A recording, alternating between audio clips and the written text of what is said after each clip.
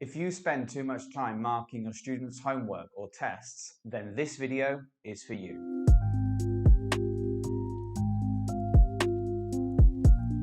Hi, my name's Charlie, this is Charlie's Lessons, and welcome to another video. I'm going to show you 6 ways I evaluate my students' work and get the feedback I need immediately.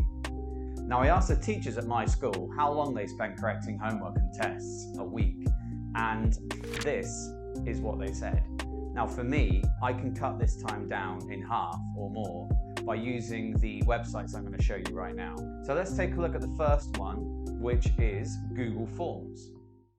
With your Google account, visit the Forms homepage, start a new form from blank, and before you start creating your homework for your students, you need to go to Settings and move across to Quizizz, and you need to select this option. Once you've selected Quiz, then for each question you should see the term answer key, and this is to tell the Google form which answer is correct. Let's do an example of a multiple choice question just so you see what it's like.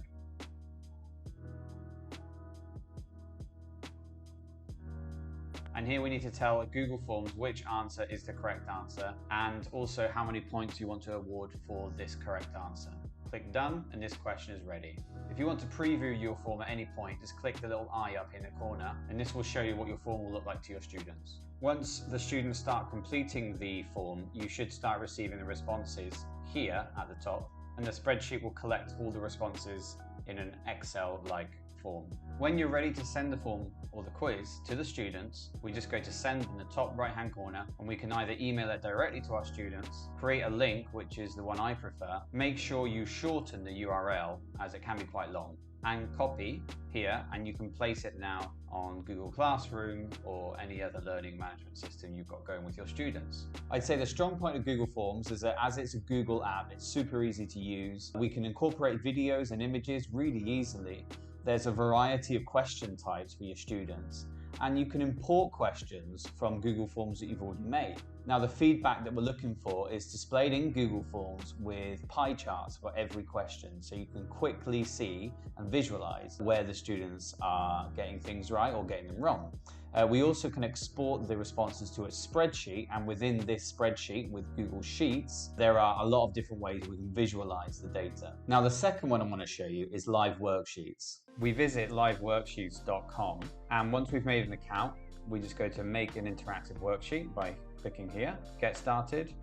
Now we need to upload your worksheet, so we go to Choose File and choose a document that you would like to edit. Once we've done that, we click Upload.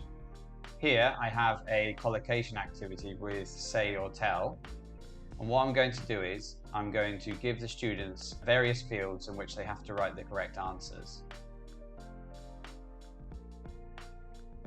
For LiveWorksheets to recognize the correct answer, all you have to do is input the correct answers here. Once you have input all the correct answers, you can save the worksheet. All your saved worksheets can be found under your profile name under My Worksheets.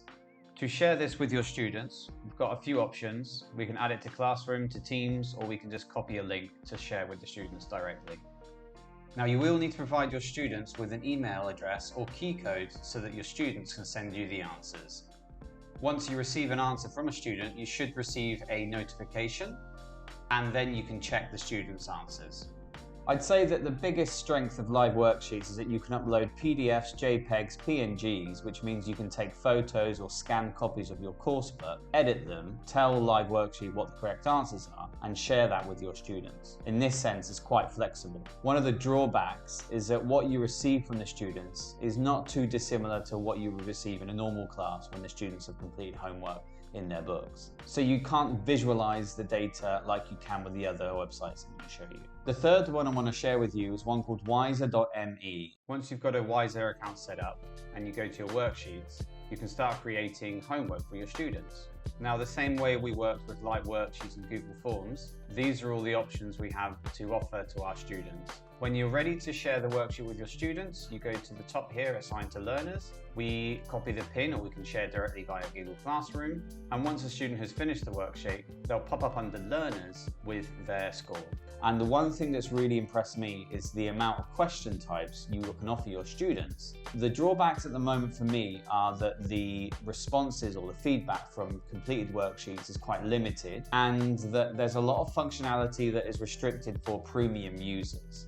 So we've seen 3 now, and I'd say that these 3 are all very similar, and that it gives the teacher the opportunity to personalize the homework they're giving their students. The next 3 we're going to see, though, are a lot more fun for your students when setting homework.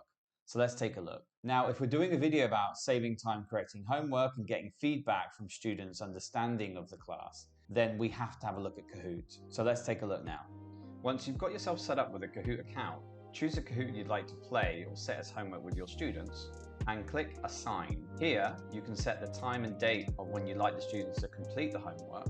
And here you have the link you can send to your students directly. You can also add the link to the Google Classroom. Once you've played a Kahoot with your students, you can access the reports, and you have a summary of how the students played the game. Some great features here that you can see the difficult questions that the students had. You can analyze by individual students or by questions. The biggest strength of Kahoot has got to be its reports. The feedback you get from these quizzes is essential for planning your next class, and it's so easy to identify where the students have gone wrong. The 5th one I want to talk about is Quizizz. Once you've made an account with Quizizz and you found a quiz that you want to assign to your students, select the quiz and click here that says Assign Homework. You can choose the deadline, and once you're happy with that, assign. You can share onto Google Classroom, share a link with your students, or ask the students to visit this website and enter this code. Once the students have finished completing their homework, the reports will appear here, and you can check under individual students, by individual questions, and an overview of all the questions answered correctly and incorrectly. So, like with Kahoot, the reports with Quizizz are excellent. You can identify exactly where the students have gone wrong. I'd say in this respect, the insights you get with Kahoot are slightly better than you get with Quizizz. If you're unsure about the differences between Kahoot and Quizizz, then go ahead and take a look at my other video where I compare the 2 platforms and their free versions. And the 6th and final one is Blooket. When you've got yourself set up with a Blooket account, choose a Blooket or quiz set that you'd like to play with your students, click Host, and choose a game mode that's going to let you assign homework. The game modes that let you assign homework are Tower Defense, Cafe, Factory, Crazy Kingdom, and Tower of Doom. Once you've chosen the game mode, click on Assign as Homework. Again, you get to choose a deadline, sign now, and share this link with your students. Once back on your dashboard, to check the students' work, click Homework, select the homework that you've assigned to your students, and here you can see some feedback on how the students are doing with your homework. Now, the one thing I have to say about Blooket, it's a lot of fun. There are a lot of game modes for your students to play, but the reports are lacking. So when you set homework, you do not get much of an insight as a free user on this platform. If you're not sure about how Blooket works, then go ahead and take a look at my tutorial video on Blooket, where I explain everything you need to know to use it in your class. So to sum up, I'd place these into 2 groups. You've got Google Forms, LiveWorksheets, and Wiser, which are really designed for teachers who would like to personalize the homework they give their students. And then you've got Kahoot, Quizizz, and Blooket, which is a bit more fun and a bit more instantaneous when it comes to the feedback. Well, I hope you liked this video and that you found it useful. I know personally I would have loved to have known about these websites a long time ago, because it would have saved me a lot of time. And if you have any friends that are working in teaching and are going through the same thing, then share this video with them. And please subscribe, because I'm doing lots of videos about how to save time for teachers. So thank you, and bye-bye.